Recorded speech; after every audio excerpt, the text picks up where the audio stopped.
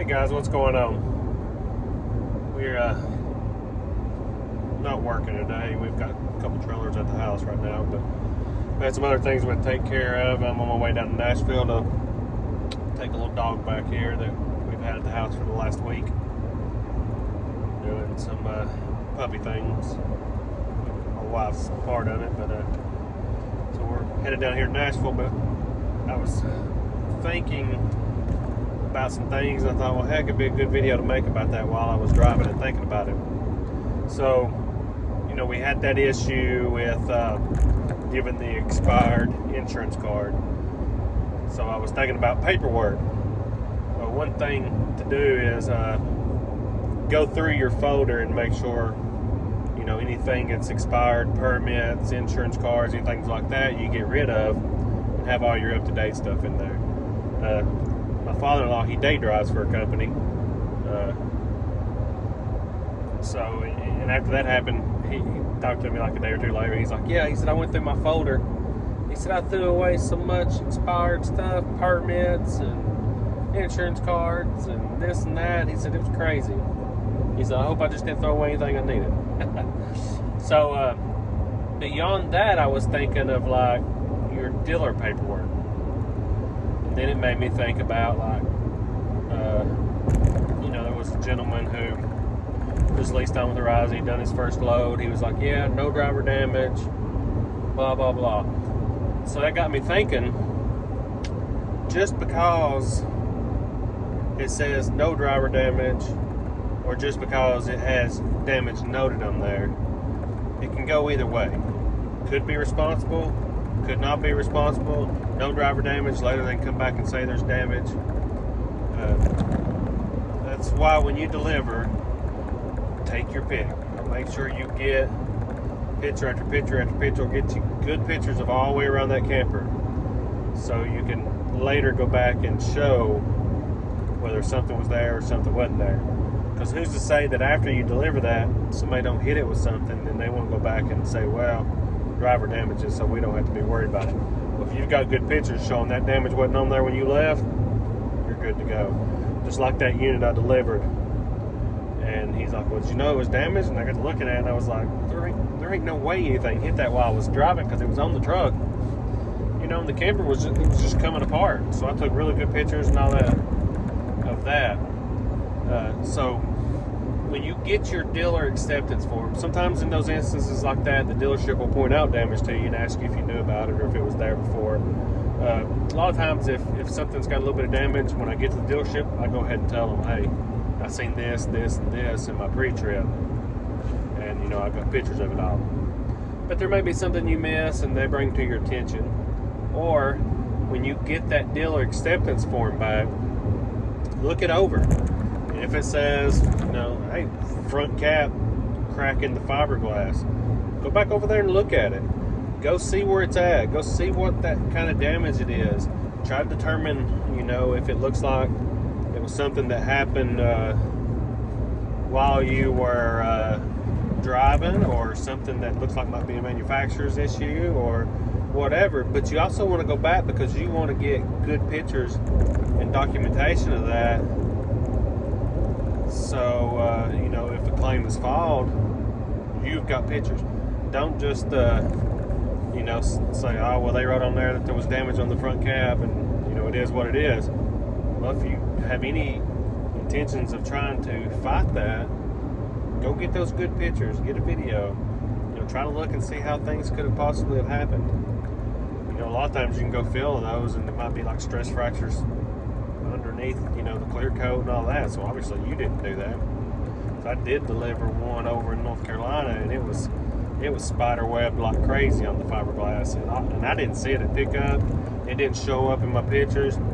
But I took really good pictures afterwards, after it was discovered, so I could show, obviously it was a manufacturer's defect, and to show for something to be busted like that, I would have had to hit something which would have had impact damage and all that, which, you know, a normal person should know that by looking at it, but I want to document that for my argument, for my case. So just because it's wrote on there doesn't mean you're going to be held responsible for it, because I have had some damage that was wrote up even had money taken from me and ended up getting it back because it was obvious that it wasn't my fault. And then, just because it says no driver damage, they've got, I think, 3 days they get to go back and change that DAF, so they can wait till after you leave and then write whatever they want on there.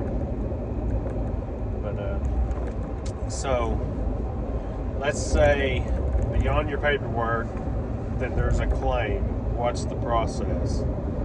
Well, I can tell you our process at Horizon is whether it's driver reported, because I did have one that I damaged and I reported it myself.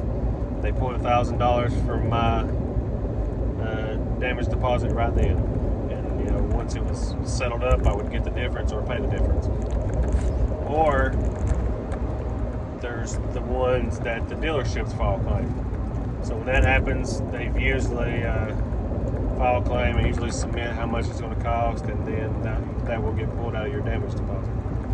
So either way, once that claim has been filed with Horizon, you'll get an email and it'll tell you can appeal it. And it tells you the steps. You know, you need to email them back and tell them, you know, why you don't think you should be held responsible and all that. And any evidence you got to support it, which would be your pictures and videos and things like that that you've done to argue your side. So that might happen pretty quick, and that might happen 9 or 10 months down the road. So, you know, it's pertinent that you get those pictures and that you keep those pictures somewhere safe, so you can always have those to fall back on. And then, you know, it goes in front of a committee. Like in my instance, one of the front windows on a no boat was cracked. Well, from the outside, you couldn't tell it was cracked. Once you went inside, you could tell it was cracked. So I took pictures all the way around, and then, you know, my explanation, I don't go inside those units. I had no business being in that unit, so, you know, from the outside, that unit looks fine. From the inside, it was cracked. So I don't go in there, so I didn't know it was cracked.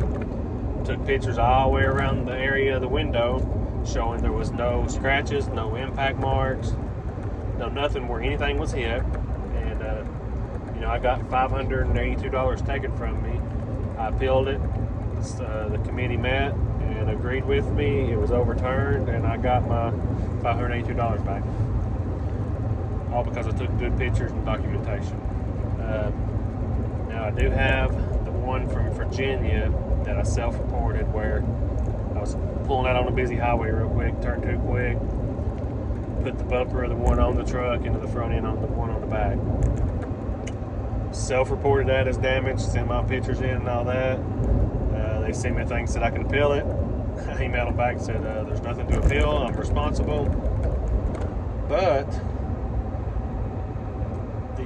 like back in January, that happened in April last year, back in January, I emailed them and said, hey, you know, I took $1,000 from you. Has this claim been settled? I need a, you know, some kind of documentation to write off on my taxes. And they said, well, it's not, the claim's not been filed. So I've got about another week. And if they don't file that claim, then their year is over, and I get my $1,000 back, and, you know, because they didn't file a claim on the damage. So got my fingers crossed that they don't do that last minute, because I get my $1,000 back.